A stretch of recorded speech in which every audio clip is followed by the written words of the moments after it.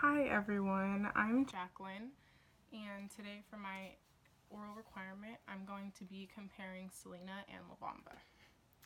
I chose these two movies because they are very similar as they're both about music and about young artists who were trailblazers in their genre of music. They're also very similar because they both died tragically at young ages, Richie being 17 and Selena being only 23. And they were both kind of at Richie at the beginning and Selena more at the peak of her career, but she still obviously had a very long way to go, and she could have become a legend in Tejano music. I mean, she already was, but for years and years and years, you know what I mean? There are, a lot of similarities just at surface level, but even looking deeper, you see a lot of even closer similarities that are kind of eerie, kind of interesting. Aesthetically, the movies are similar because they are so centered around music and because there's just so much music in each of the films. Not just the music that the artists themselves are performing, but also just music in the background, especially in the more emotional scenes, like when Richie dies and when Selena dies. They use that quiet, kind of soft music to really evoke that emotion and to kind of express that intense moment. A lot of the shots are similar as well. A lot of, close-up shots, reaction shots, especially in the final scenes where it's Richie's death and Selena's death, because it's really focused on the people that they're leaving behind. Shows the fans, shows Richie's mother, his brother, just people who are close to him and people who are close to Selena. It really showed how they were affected by their deaths. There were also some kind of political notions in each of the films, pretty much centered around discrimination against Selena for being female and against Richie for being Mexican. Richie was obviously, it was pretty much well known that it wasn't okay to be a famous Mexican artist, especially in the rock and roll genre, which hadn't previously been, kind of dominated by minorities, obviously. It was primarily white men. He was also very young, which didn't really help. He was disliked by a few people. He was mostly disliked by Donna's father for being Mexican, although she had a very deep love for him and him for her. Richie's manager even made him change his stage name because they felt that Richie Valenzuela sounded more ethnic, and that it was a lot more obvious that he was Hispanic just by hearing his name as opposed to waiting until you see him. Changing it to Richie with a T and last name Valens made it sound a little more American, so that when people just saw his name and heard his voice, their first thought wasn't, oh, he's a Mexican man. It was, hear this amazing sounding singing voice from this young, talented artist. He had great success as a rock and roll artist, probably partly because of the name change. It's interesting to think about if it would have been different if he had used his regular name.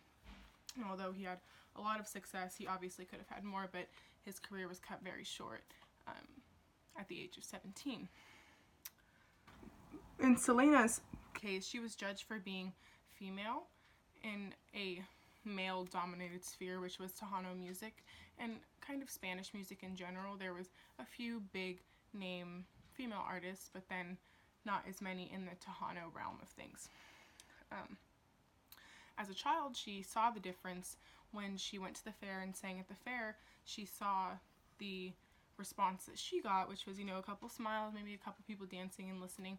And then when the all-male band came out, there was obviously a very different reaction. Everyone jumped up and danced and enjoyed it and loved it.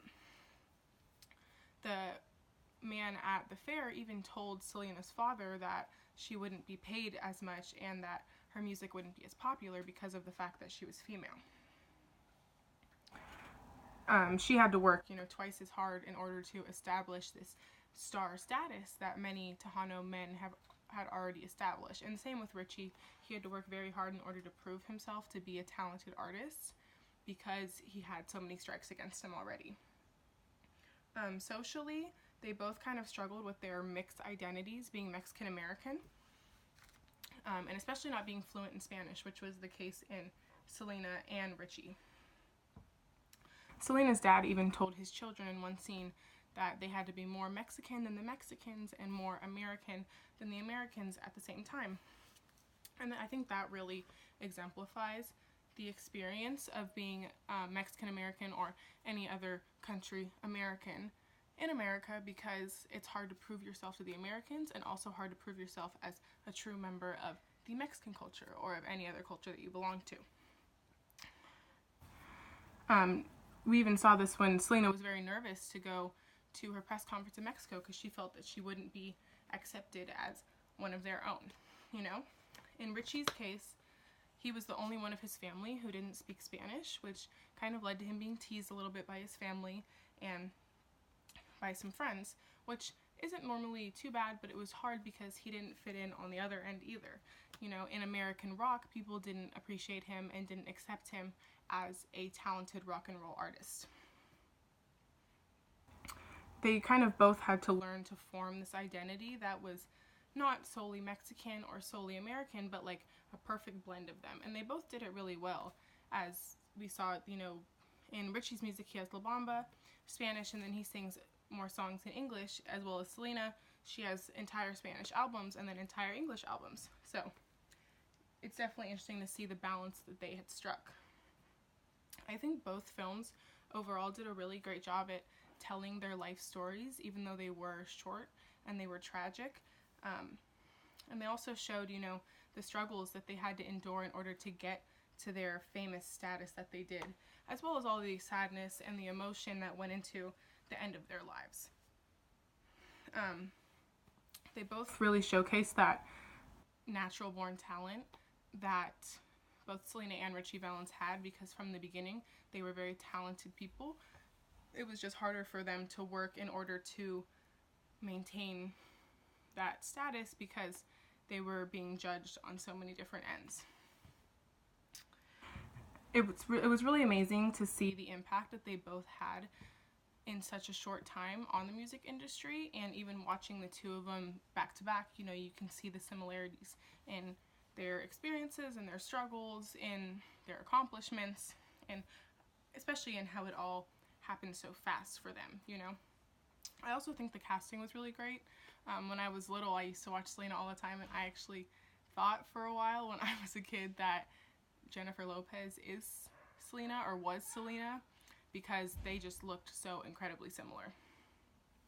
Lou Diamond Phillips also has a really strong resemblance to Richie Valenzuela, which I just thought was cool because it makes it a lot more real and a lot more, you know, reminiscent of their actual lives.